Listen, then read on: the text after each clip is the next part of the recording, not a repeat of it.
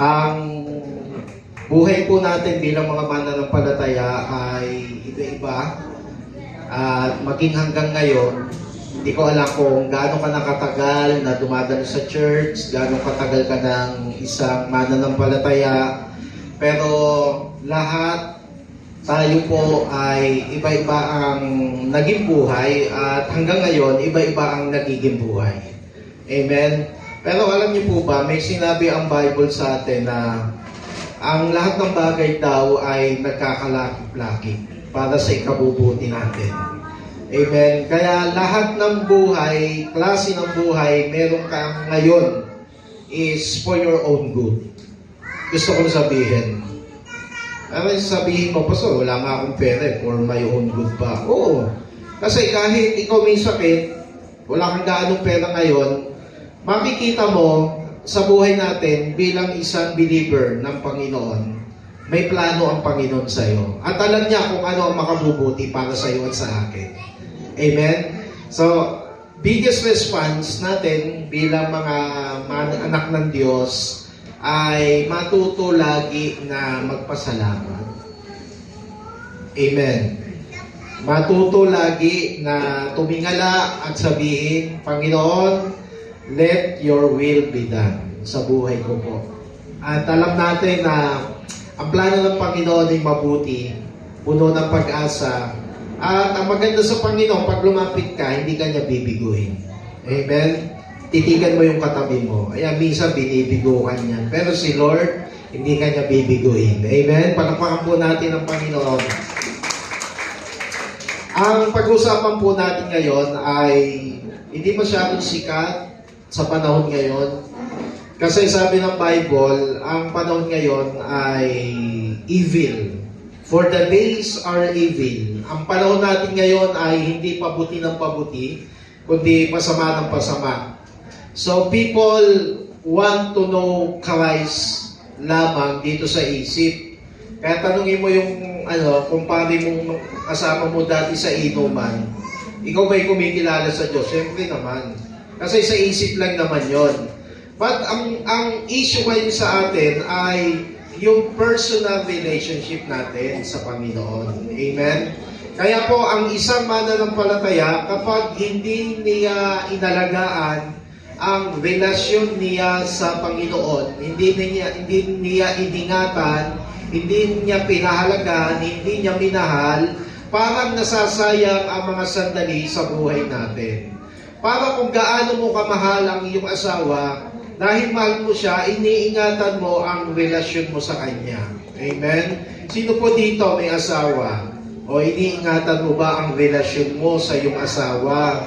No, ikaw ba ay hindi mo ba siya inaaway? Kasi kung pinapahalagahan mo ang iyong asawa, ikaw ay mag-grow sa inyong relationship. Magiging matibay, magiging malakas, magiging matatag sa panahon na kahit may mga pagsubok kayong pinagdadaanan, you still love him, love her pa rin, no? Sasabihin mo pa rin, hindi ka nangihinawa, nasabihin sa kanya, mahal pa rin kita sa kabila ng lahat. Amen? Na kahit nagkaganyan ka, kahit dati napaka-sexy mo, ngayon tumaba ka na, because ang pag-ibig ko sa iyo ay totoo at wagas, mananatili ang pagmamahal ko sa iyo. Same with the love of God. Pag po tayo ay lumalago sa relasyon natin sa Panginoon, mas lalong lumalalim ang pagkakilala natin sa Diyos. Mas lalong tumitibay, mas lalong lumalakas. Kaya ang pag-uusapan po natin may kinalaman sa spiritual growth. Kaya po, ito po, topic na ito, kaya ko po na gusto kong ibahagi. Kasi po, ito po ang isa sa pangunahing hinahanap ng Panginoon sa atin. Lahat ng bagay na buhay dito sa daigdig, ulitin ko po yun, no? Lahat ng bagay dito sa daigdig na may buhay, walang hindi lumalago. Lahat lumalago po yan. Halaman, okay, pag nakita mo, maliit lang ngayon, dilipas ang ilang panahon, makikita mo, isa ng puno. No, yung alaga mong aso nung binili mo o binigay sa iyo, ganyan kaliit lang. Dilipas ang ilang panahon, uy, ang laki na. No, 5 na ang nakagat. Dati hindi siya nakakagat. Kapag ikaw ay nagkaroon ng baby, no? At ikaw ay tuwan-tuwa, first time na magkaroon ka ng baby. Di ba? Yung mga kapatid ni Pastora, si Ivy, nagkaroon po ng baby, ang tagal ng nagsasama nila, ng kanyang asawa. Tapos, nung nilabas, pati yung isang kapatid niya, kakapiranggot yung baby eh. Parang ganyan kaliit lang, oh. Sabi, ano ba naman niya? Manika ba yan nilabas mo? Ano? Pero pag tinignan mo sila ngayon, abay, ang lalaki na, ang lulusog na. So, walang bagay na may buhay sa dating na hindi lumalago. Same with our relationship with God. Hindi pwedeng buhay ka ang relasyon mo sa Diyos na hindi pwedeng hindi lalago.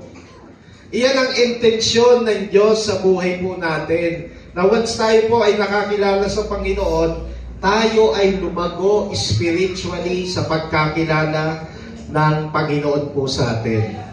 Amen? Kaya po, ngayong pong umaga, hinihingi natin sa Panginoon na tayo po ay magsimula unti na tayo ay lumago. So, tayo po muna ay manalangin. Panginoon, salamat po.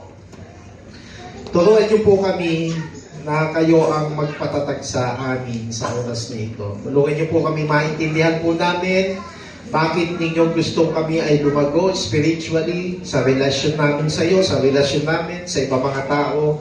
At mas maintindihan po namin ngayon na kailangan pala may oras kami para po dito. Salamat po, samahan niyo po kami. Anumang mga maling isip, distraction sa amin, sa pangalan ni Jesus, ay aming sinasaway at kayo lamang po ang maging sentro ng aming puso't isip at kaluluwa. Ito pong aming dalangin sa pangalan ni Jesus. Amen. Palakpakan po natin ang ating po Panginoon. Sabi po, pag binigyan natin ng meaning, Pastor, ano ba ibig sabihin ng spiritual growth? Hayaan po natin ang verse sa Bible ang sumagot po niyan. So, ang verse po natin yan, ang ibig sabihin po ay ganito. John chapter 3, verse 30. Kinakailangan siya ay maging dakila at ako na may mababa. Para sa akin, ito ang meaning ng spiritual growth. Amen? Kasi itong verse na ito nagsasabi na sa buhay mo at sa buhay ko, walang dapat mataas at maluwalhati, kundi ang pangalan lamang ng ating Panginoong Jesucristo. Amen? So, ang spiritual growth means humbleness. Spiritual growth means humility, mapagpakumbaba. Kaya makakakita ka, pag ang Christian, ang meaning, ganito kasi, no? Pag ang isang Christian, very proud sa kanyang sarili, hindi po wala pong spiritual growth po yun. Ang isa po sa sign na titignan mo kung ang isang Kristiyano ay lumalago, lagi niyong tatandaan po to, mapagpakumbaba. Na walang ibang hinahangad, iniisip, sinasabi, ipinagmamalaki, walang iba kundi ang ating Panginoong Jesucristo. Kaya ang Panginoon, ang tinataas niya, si Jesus. Ang sabi ng verse, binababa niya ang kanyang sarili. So, nakakita ka na ba ng mga Christian na parang napakayabang, wala pong spiritual growth? No. Nakakita ka na ba ng mga Christian na very proud sa kanyang sarili, very proud sa kanyang accomplishment, very proud doon sa kanyang mga narating sa buhay at sinasabi niyang, gawa ko kasi ito. But instead, yung mga Christian na totoong lumalago, tandaan niyo po lagi ito, lahat ng accomplishment mo sa buhay, not only in the ministry, kapag iyan ay naging successful, isa lamang ang kanyang sinasabi, isa lang ang kanyang iniisip, walang iba, lahat ng papuri sa Diyos lamang. Amen? Tanong ko sa iyo, lahat ba ng success mo sa buhay, binababa mo ba sarili mo? At ang tanging tinataas mo lamang, walang iba, kundi ang ating Panginoong Jesucristo. Pwede mo bang palakpakan natin ang Panginoon Diyos? Meron na pong bagong presidente ang Amerika. Kilala niyo po ba? Si Donald Trump. Natalo niyo po si Kamala Harris. Ako po ay medyo mahilig po ako sa ganyan, lalo sa mga powerful nation. Sinubaybayan ko po yung labanan nila. Alam niyo po, nakita ko, nung manalo si Donald Trump, ang dami pong mga taong nakapaligid sa kanya na mga Christian leaders. Kasi itong bagong presidente ng Amerika, naging presidente na po siya dati, no, noong 2016. Ngayon po, siya ulit ang presidente. Pag, halimbawa, pupunta tayo sa White House at sasabihin natin, Mr. President, wala naman po kaming ibang hangad kundi ang pag-pray na namin. Papahayag siya. And he believed in Jesus Christ. Kinikilala niya ang pananampalataya, ang kahalagahan ng faith sa Panginoon. Kinikilala niya ang kahalagahan ng pagdidisciple ng mga tao. Kaya siguro nanalo siya. Alam niyo kung bakit? Kasi maraming mga lumagong Kristiyano na mga leader sa bansa nila na pinag-pray siya. Kaya potential leader siya, magaling siya, pero yung iba of course ayaw sa kanya. Pero ang nakita ko po dito, mga kapatid, iba kapag ang isang tao merong pagkakilala sa Panginoon at lalo na lumalago sa kanyang spirituality. Kaya alam niyo po, iba ang nagaganap sa buhay ng isang tao kapag lumalago po siya sa kanyang spiritual life. Kaya pag pinabayaan niyo po itong buhay natin, isipin niyo po, no, yung katawan natin. O, yan. Di ba, yung katawan natin, hindi natin pinapabayaan. Ano ginagawa mo pag-ising sa umaga? Lalo na yung mga namamasukan, araw-araw. O pag-ising mo ng umaga, ano kagad ang gagawin mo? Kasi kasuhin mo kagad sarili mo eh. Di ba? O, ayan, magliligo ka, magsisipilyo ka, bago ka lumabas, o titingin sa salamin, tingnan mo kung ano itsura mo, magme-makeup, mga babae, mga lalaki, magsusuklay, maayos ang buhok. Alam niyo, pinapahalagaan kasi natin ang sarili natin. Alam mo, meron isang pagpapahalagang higit din natin dapat bigyan ng panahon. Ito nga yung sa spirituality natin. Let us check kung paano mo chine-check ang mga sarili natin, ang physical body natin, pinapahalagahan natin. Ganun din ang paglago natin sa pananampalataya. Alam niyo po, meron tinatawag sa Bible na baby Christian. Sila po yung matatagal na sa faith pero parang bata pa rin.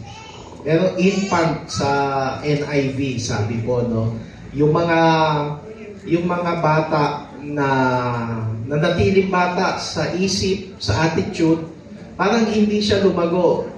Realidad po talaga ang Bible, eh, no? Kaya sa Christian faith, may mga believers na parang ang tatagal na nasa church, ang tatagal na sa Panginoon. Pero ba't ganun? Parang asal bata pa rin. Kasi nawala ng puwang sa kanila yung kapangyarihan ng spiritual growth. Naintindihan niyo po ba? Kaya pansinin niyo po, si Tatay Crispin yung nagpatotoo dito. Isipin niyo kung naka-diaper pa yan ngayon, tapos may chupon, tapos nagsisimba dito. Mapapagtawanan mo eh, di ba? Tingnan niyo si Tatay Chris, yung tumayo. Imaginein mo, naka-diaper, nakalampin, di ba? Tapos yung asawa niya may dalang gatas, o iiyak ng konti, tapos sige, baby ka na, Crispin, ang sakwa, di ba? Pero hindi na bagay sa kanya kasi hindi na naman siya baby, matanda na kasi. Same with spirituality. Pag ikaw matagal na sa relationship mo kay God, pero asal bata pa rin, ang pangit tignan, sabi mo sa katabi mo, ang sagwa. Di ba? Hindi maganda. Kaya, apat na bagay, paano natin tutulungan ang mga sarili natin para tayo ay lumago sa ating spiritualidad. Amen? Ano ang kailangan gawin natin para matulungan natin ang sariling tumibay lalo tayo sa Panginoon na kahit may problema, sige pa rin, tuloy-tuloy pa rin tayo, or maaring ang apat na ito ay ginagawa mo na ngayon. Kaya ikaw ay nananatiling matatag sa iyong pananampalataya. Una, paano ako lalago? Manatili ka sa tahanan ng Diyos. stay connected with your church. Walang Kristiyano ang pwedeng magmalaki. Lumago ako sa aking spiritual life kahit hindi ako dumadalo sa church. Hindi ako naniniwala po doon. Ang isang Kristiyanong totoong lumalago sa kanyang faith, he always connected ang buhay niya sa simbahan. Amen? I can say sa sarili ko, hindi ako magiging pastor kung hindi konektado ang buhay ko sa loob ng church. Hindi. So, ibig sabihin natin, sa pinag-uusapan natin, mahalaga sa atin ang buhay iglesia. Amen? Bakit ganon? Pansinin niyo po, kahit ang mga leader sa Israel, pag sila po ay susuong sa labanan, ano ginagawa ng mga hari, ng mga mananampalataya like David? Abraham, sasangguni muna. Saan papasok? Sa tahanan ng Panginoon, sa tolda, sa tabernakulo. Luluhod sila, sasamba sila, magtitiwala sila sa Panginoon. Kaya po, ito yung dapat nating gawin sa panahon ngayon. Kung ikaw magdi-disconnect sa church, parang pinutol mo na rin ang kapangyarihan sa sarili mo na ikaw ay lumago sa Christian life. Kaya napansin ko lang po, habang ang ina-activate ng mga Kristiyano yung sarili nila sa loob ng church, natutulungan sila ng church na unti-unting maging matibay sa buhay. Napansin niyo yun? Habang dumadalo ka sa church, parang may nababaon ka paglabas mo. No, parang ay, naalala ko yung napag-usapan nga pala namin last Sunday, no? Sabi, huwag ka daw mag-alala sa iyong mga kakanin, sa iyong mga susuotin. Kasi ang Diyos nga, yung mga ibon, pinapakain ng Diyos ame. Lalo pa ako. Kaya po, lumalago po tayo spiritually because sa loob ng church, pinapakain tayo ng salita ng Diyos. Yun po ang maganda. Pangalawa, bakit tayo lumalago din sa relationship kay God? Okay? Pinapakain tayo ng salita ng Diyos. Ang pangalawa, lumalago din tayo sa relationship natin sa ibang mga tao. Okay? Ako po, sobrang mahiyain noong araw. Tanungin niyo po si Pastora Alma. Taong bahay lang ako. Ayokong pupunta sa burol ng aking kamag-anak. Nakakahiya. Feeling ko. Ayoko pong ma-expose pag may mga birthday yan. Oh, dito na lang ako sa bahay. Kasi napakamahiyain ko po noon. Alam niyo po, nagpa-develop po sa akin yung fellowship sa loob ng simbahan. Nung kami po ay kabataan, every Sunday may fellowship ang kabataan, hindi pwede hindi ka dadalo kasi gusto ni Pastor lahat dumalo eh. O, dahil na-involve ka sa mga kaibigan, Christian friend, siyempre, unti-unti na-develop ka, nawala unti-unti yung hiya mo, dati parang wala kang kibo. Kaya ang church talagang tumutulong yun eh, para ma-develop ka. Ewan ko lang sa inyo po, ano? Kayo po ba, nang dumalo na dito, may unti-unting nababago? Sino hanggang ngayon, no, 10 taon na dito, mahihain pa rin? Amen? Sino po dito ang matagal na dumadalo, pero parang ano pa rin, no? Ayaw pa rin niya mag-involve sa mga gawain. Kaya nga po, ang spiritual growth nananatili, okay, dapat ang buhay sa loob ng church. Ano po yung verse natin dyan? Tignan po natin. Katulad ng palma, ang taong matuwid, tatatag ang buhay. Okay? Parang mga sedro, kahoy sa Libano, lalagong mainang. 13. Parang punong kahoy na doon natanim sa tahanan ng Diyos, sa banal ng templo. Ayun, no? Natanim sa tahanan ng Diyos. Bakit isang bagay hindi lumalago ang isang Christian? Kasi ang buhay niya hindi nakatanim sa church. Saan nakatanim? Doon sa labas. Nakatanim kay syota, kay tropa, sa bisyo. Ayun, doon nakatanim ang buhay. Kaya hirap na hirap siya pagdating ng temptation, problema, bumibigay kagad. Katulad ng kinukwento ni Kuya Chris kanina. Bumibigay eh. Kasi hindi nakatanim sa bahay o tahanan ng Diyos, sa church.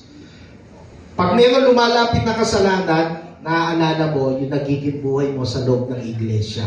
Sabi, sa banal na templo, ito ay lalago. Ayun, yung salitang lalago na nakalulugod.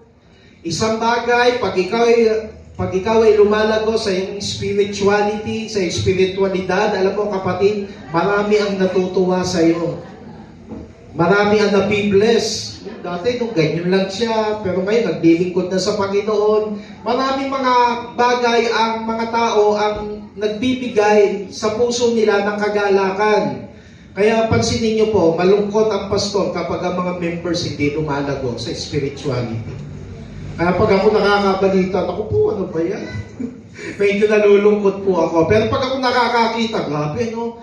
Kahit 2 buwan pa lang siyang believers, pero naglilingkod na sa Panginoon, no? Nag-fellowship na, nakikiisa sa gawain ng Diyos, nakalulugod yon, sabi ng verse 13. Ito para, verse 14, tuloy ang pagbunga. Tuloy-tuloy.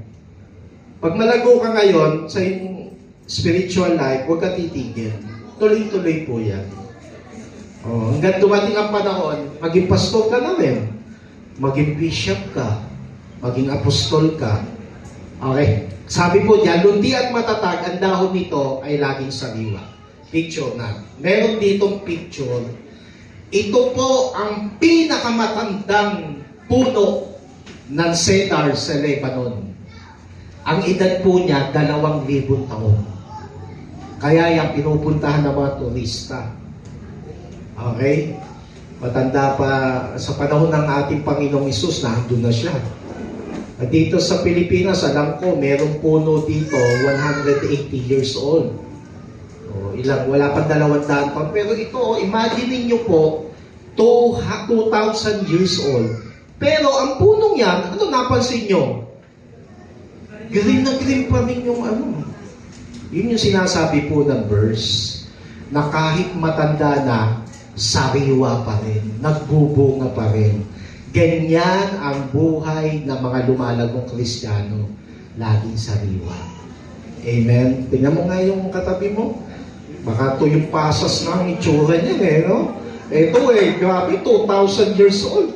Green na green pa rin ang mga dahon, sariwa pa rin.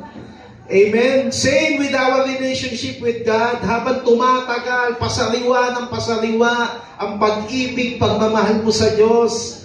No? Dahil malalim, matibay, lumalago ang pagmamahal mo sa Diyos, ang relasyon mo sa Diyos, kahit anong daanan mo sa buhay, magiging matatag ka.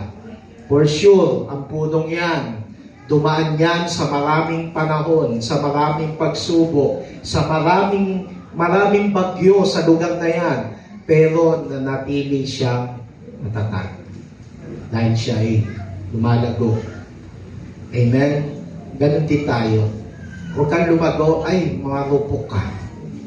Ang mga marurupok, yan yung mga hindi lumalago talaga. Wala po ako nakitang Christian na matatag sa faith, malalim, lumalago, na dinaig na mga suliranin at problema sa buhay. Lahat yan, matatatag. Hanga ako sa mga Christian na mga lumalago talaga kasi ang tatatag nila, parang yung punong yan, 2,000 taon na pero ang lakas pa rin niya, ang tatag, nakatayo pa rin. Sa buhay natin, ganun din. Kapag ikaw ay matibay, malakas, nakukuha po yan dahil sa paglago sa iyong spiritualidad. Kaya, hindi ba natin aalagaan ang spiritual life natin? Gusto ba natin kagad, maaga pa lang malagas na tayo? Amen? Nakakita ka ng puno, pabunga pa lang, paangat pa lang, wala na, tumba na. Kaya mayroong puno sa Bible, nung makita ni Jesus, sinumpain, dito nagbubunga. Sumpain na yung punong yan. Wala, ayaw nila. Ang nakita ko po sa Panginoon, ganito. Ayaw ni God na hindi ka lumalago at hindi ka nadidevelop sa iyong spiritual life. Kaya si Jesus Christ, nung siya'y nandito, tinuturo niya talaga yung pagkakilala sa Kanya. He shared the gospel, the kingdom of God, forgiveness of sin, salvation. Pero pag ang tao hindi ni-recognize yun, walang nangyayari. Kaya po tayo, maniwala po tayo, pag gusto mong merong mabuting bagay na mangyari sa buhay mo, kapatid, palaguin natin ang relasyon natin sa ating Panginoon. Amen. Palakpakan po natin ang ating Lord po dyan. Paano pa tayo lalago? Pangalawa, lagi kang manabik at uhaw sa Panginoon. Yan. Yan, spiritual po kasi yan. Diba? Kung ikaw, yung sobrang kasabikan mo sa pagmamahal mo sa asawa mo, hindi pwedeng hindi kayo mag-uusap. Dahil mahal mo siya eh, di ba? Sabik ka. Hindi pwedeng pag-uwi mo, kahit pagod ka, o kamusta na kayo, magkakamustahan kayo, no? Dahil kayo ay nanabig sa isa't isa. Pag hinawakan lamang ang dulo ng daliri ng iyong asawa, nanginginig ka na. At alam mo na ang ibig sabihin nun. Amen? Wala nanginginig sa galit. Yan, ang problema. Kaya, ang relasyon natin sa Panginoon, every moment sa buhay po natin, lagyan po natin ang pananabik. Ang verse po magandang ilagay po natin dyan, yung sinabi po ng awit, chapter 42, verse 1. Kung paano yung batis ang hanap ng isang usa, ano po sabi dyan? Gayon hinahanap ng Diyos ang uhaw kong kaluluwa. Yung salita po sa English po niyan, panting eh, yung nauuhaw. Pinag-aralan ko po to, sabi ko, bakit ang usa madali siyang uhawin? Kasi daw po, ang usa, maliit lang daw po yung kanyang sweat glands. O, alam ni doktora yan. No, yung sweat glands, ang purpose po niyan, meron din po tayo niyan. Yan po yung nagbibigay ng panlaban pag mainit ang panahon. Kaya po pag malaki yan sa katawan mo, hindi ka madaling mauhaw. Ang usa, maliit lamang. Kaya pag konting kilos nila, konting takbo, pag medyo napagod, hahanap sila ng batis o tubig para mag-regenerate ulit sila. At ang purpose nito, to control their temperature. Nakokontrol nila yung init ng kanilang katawan. So parang usa, pag ako'y tumakbo yung usa, mapapagod yan. Hahanap yan ng tubig. Pag nakainom siya, lalakas ulit siya. Yung init ng kanyang katawan, mako-cool down. Nakokontrol yung temperature. Sabi ng Bible, kung paano daw yung batis ang hanap ng isa, gayon din tayo. Yung ating kaluluwa sa Diyos, dapat uhaw din tayo sa paghanap ng kanyang presensya tulad ng isang usa. Alam mo kapatid, tuturuan kita ngayong umaga. Kung pabago-bago ang temperatura ng utak mo, ang sagwa, pabago-bago ang mood mo, pabago-bago ang ngayon, ang bait mo, bukas may toyo ka, no, ito ang susi. Go to the presence of God. Alam mo kung bakit tayo toyoin minsan, nagkukulang ka na kasi paglapit sa presence ni Lord. Kaya yung init ng katawan mo, yung init ng utak natin, na-out of control kasi, alam nyo, pag ganyan tayo, ako, aminin ko sa sarili ko, kulang na tayo sa paglapit sa presence ni Lord. Amen? Usa. Huwag nyo kalilimutan. Kailangan natin maging katulad ng usa. So, kung tayo nauuhaw, manabig ka sa presence ni Lord. Kaya makikita natin sa Bible, very applicable to sa panahon natin ngayon. Sabi mo nga po, mga kapatid, lalo sa panahon na ito, marami mga bagay na paiinitin ang ulo mo. May stress ka eh. Marami mga nakaka-stress na bagay sa paligid natin. Amen? O isipin mo, baka yung katabi mo, nagbibigay sa'yo ng stress. Tanong, sino ba ang nagpapabago ng temperatura ng sarili mo? Amen? Isipin mo to, huwag ka naman isip. Pag ikaw nababago ang mood mo, medyo pumapangit ang ugali ko, alam ko na susi, lapit ako sa presence ni Lord para ma-cool down ako. Para pumayapa ako. Kailangan ko ng presensya ni Lord. Magpipray ako, isusuko ko ito, nararamdaman ko sa Panginoon. Paano yung batis ang hanap ng usa, gayon din hinahanap ng Diyos ang uhaw kong kaluluwa. Kapatid, ito ang question. Are you still hunger and thirst in the presence of God? Ikaw ba ay nananabing pa rin ba sa presensya ni Lord? It's still time to pray and ask the Lord presence sa buhay mo. Bago ka ba pumasok, nananalangin ka pa ba? Bago ka ba matulog, do you say prayer to God, Lord, thank you for this day. Pinagkaloob niyo po ito. Simple prayer. Amen? Kaya tandaan niyo po ito, ha? Pag may mga bagay na medyo ganyan tayo sa buhay, walang iba, kundi takbo tayo sa presence ni Lord. Amen? Takbo tayo sa presence ni Lord. At bayang kalmahin tayo ng Panginoon. Kung ikaw ay tinoyo sa iyong asawa, go to the presence of God. May nang-away sa iyo sa traffic, hinga ka na malalim, sabi mo, I need your presence, Lord. Bigyan niyo po ako ng self-control. Amen? Pag gano'n lagi ang gagawin natin, lumalago po tayo spiritually. Sign po yun. Ang kainahunan ay sign ng paglago ng isang Kristiyano. Amen? Amen po ba? Sabi mo sa katabi mo, kaya maging mahinahon ka. Laging manabit sa presence ni Lord kasi naandyan ang power para bigyan tayo ng Panginoon ng lakas para magtagumpay. Paano pa tayo lalago? Pangatlo, mga kapatid. Ito, challenge. Maging kagaya tayo ng Panginoong Hesus. We imitate Christ because we accept Christ as our Lord and Savior. Pag sinabi mong imitate, ginagaya, tinutulangan. Sino ba si Jesus sa pagkakilala mo? Si Jesus ay mabuti, mabait, mapagmahal, mapagpatawad, walang inggit sa buhay, no? Marunong makisama sa tao, marunong maawa sa mga tao, matulugin, nagpapakain sa mga nangangailangan, tumutulong sa mga nangangailangan, nananalangin sa mga may sakit. Attitude ni Jesus Christ, very humble. Ang bait niya. Hindi siya nagkasala, pero tinuring siyang isang makasalanan. He became a servant, although He is the King of Kings and Lord of Lords. Nagpakababa po siya. Yun po ang dapat natin tularan sa Panginoong Hesus. Ginalit siya ng mga tao. Kahit nagsasalita siya ng kaligtasan sa kanila, hindi siya inintindi ng mga tao hanggang mga tao pinagtangkaan siyang batuhin.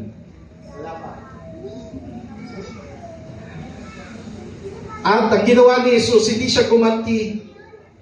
Hindi siya nanggigil sa mga tao. Ginawa niya, kinover niya lang yung kanyang sarili. Hindi siya gumanti. Pero sabi ng mga Bible scholar, may mga taong yan, napakasasalbahe. Papatayin si Jesus dahil sinabi lamang siya ay galing sa langit. Bago si Abraham, ako na. Nagalit ang mga tao sa kanya, papatuhin siya. Hinahanting siya, papatayin siya. Nagtago lang siya. Sabi ng mga Bible scholar, alam niyo kapatid, sa isang ganun lang ni Jesus, kaya niyang patayin yung mga taong yun. Pero hindi niya ginawa. Why? For God so loved the world. Amen? Pagmamahal, ang sinukli sa kasamaan. Ganyan dapat ang gayahin natin sa Panginoong Hesus. Pag ginawa ka ng kasama ng ibang mga tao, suklian mo ng kabutihan. Ang kasabihan, kapag binato ka ng bato, ano sabi? Batuhin mo ng rosas, isama mo ang paso para may impact. Ano nang ginagawa natin? Ginagantihan kasi natin eh. Amen? Pero ang teaching ni Lord, huwag mong gagantihan ng kasamaan ng isa pang kasamaan. Because I want to be an imitator of our Lord Jesus Christ. Gusto ko siyang gayahin. Amen?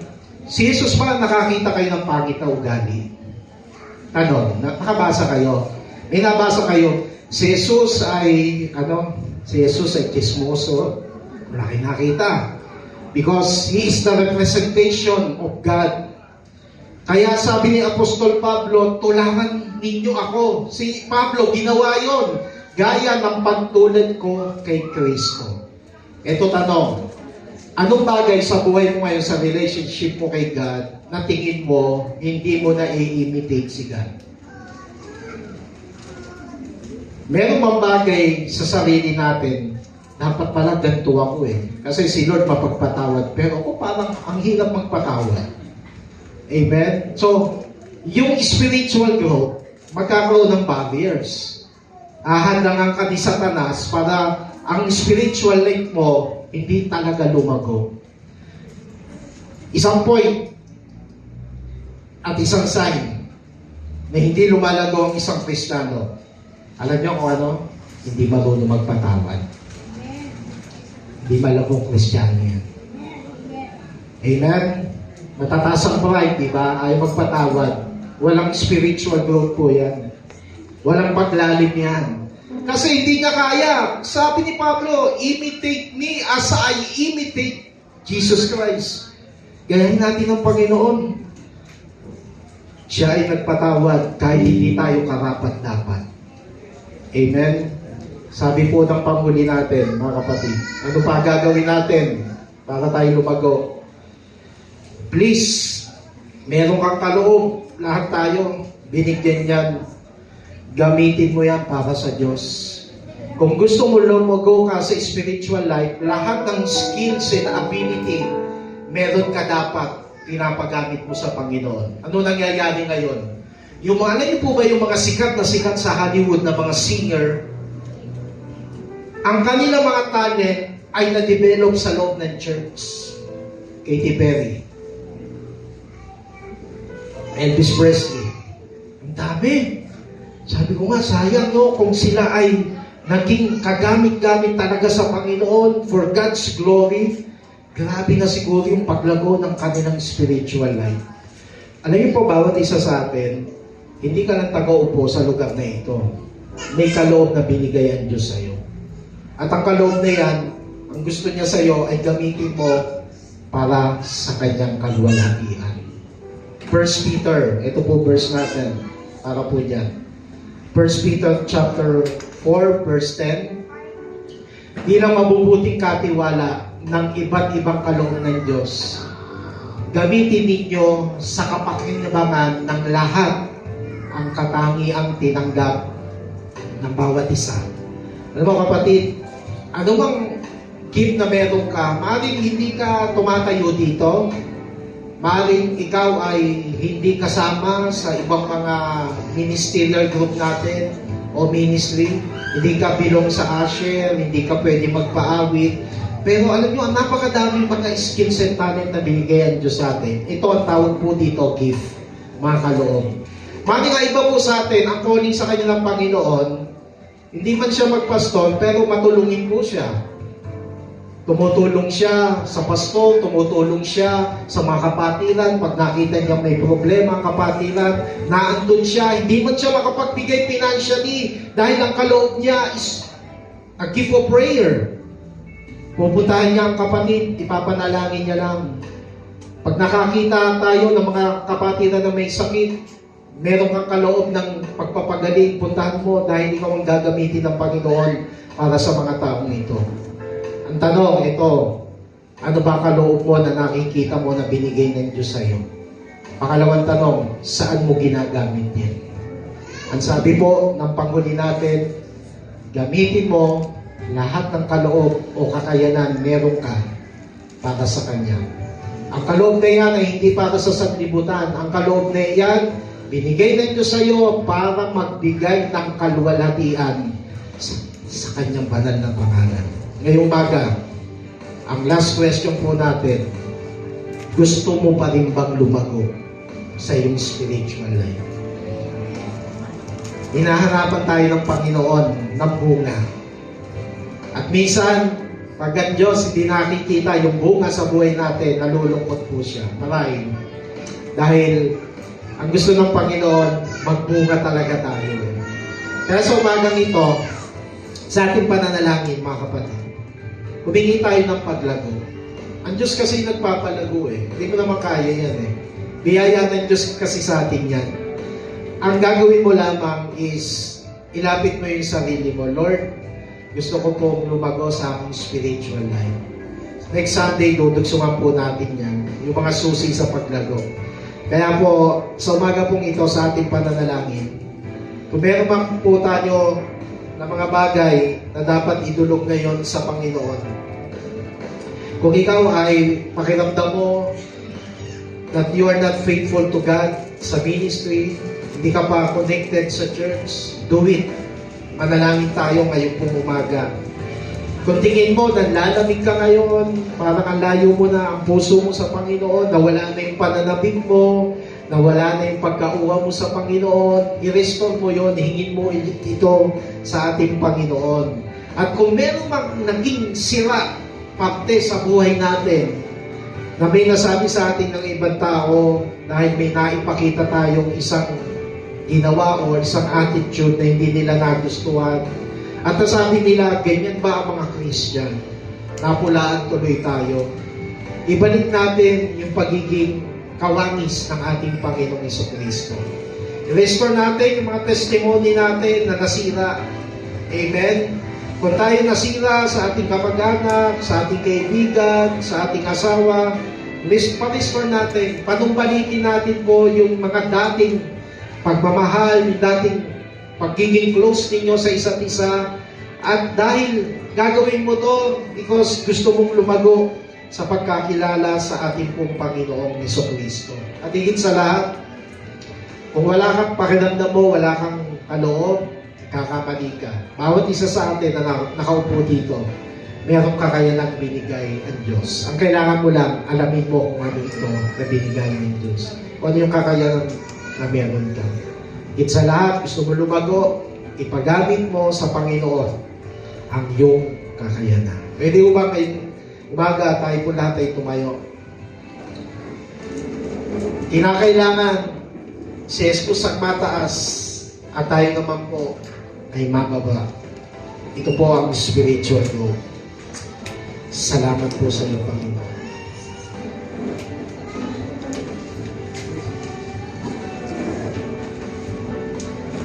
Habang inaawit po nila itong awit na ito, mga kapatid, tayo po naman ay mananalangin sa Panginoon. We will give thanks to God.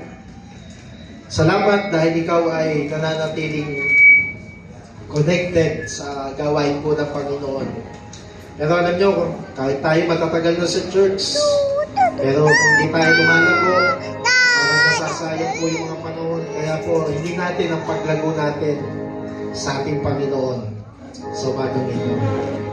Thank you, Jesus.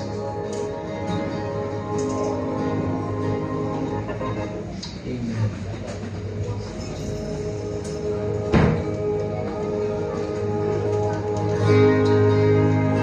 Let us worship the Lord as we sing this song. Give thanks to Him, for He is good. Thank you, Jesus. You are able to do immeasurable things. Mga kapatid, habang naawin po nila to, pwede kang manalangin ngayon. Yung lahat ng apat na bagay na nadinig mo, tingin mo to sa Panginoon. Dahil dito yung nais niya para sa ating mga buhay. Salamat po sa iyo, Panginoon. Yes, Lord. Come on, let us pray to God. Talk to Him. Ialay mo ang mga kahinaan mo ngayon sa Panginoon. Wala lumalag mga Kristiyano na pinag-ahari ang kanyang kahinaan sa buhay. You need to overcome it, kapatid. Kailangan mo magtagumpay para dyan. Kung meron mga tuksong lagi ka nalalaglag sa mga bagay na yan, pagtagumpayan mo yan sa pangalan ni Jesus. In the mighty name of Jesus Christ.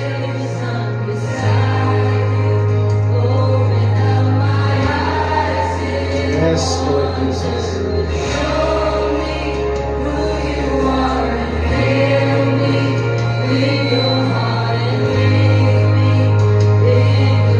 Hindi ba natin sama-sama buwalatiin ng Diyos ngayon? Taas po natin ating mga kamay. Papanalangin ko po kayo, mga kapatid. Hindi ko po alam ang inyong po mga buhay na pinagdadaanan ngayon. Maaaring isang nananatiling bagay sa puso mo. Isang bagay na hindi nawawala. Yung pagmamahal mo sa Diyos. Na kung minsan ito ay hinahadlangan lamang ng kaaway, hinahadlangan ng iyong sarili.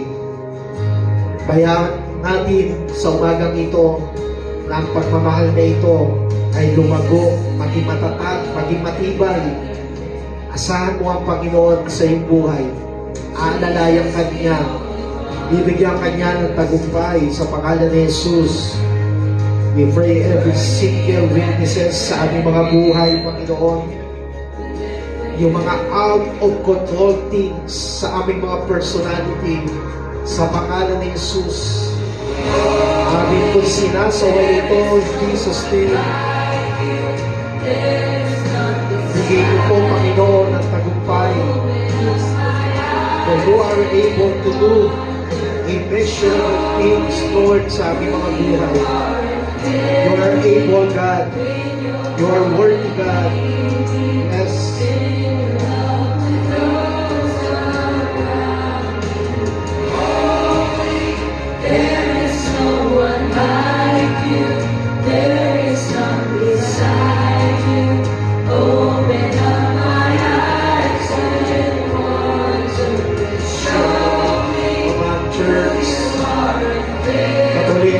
Sa Diyos ngayong umaga, habang nakapigil ang iyong mga mata, iyong pinararamdam ngayon sa Diyos ang buong pagsuko ng iyong ating buhay. Worthy God, you're worthy. Karapat-dapat ka na luwalhatiin po namin, Panginoon. We offer our lives to you, God. Salamat po sa iyo, Panginoon. Salamat po. I will build my life upon your love.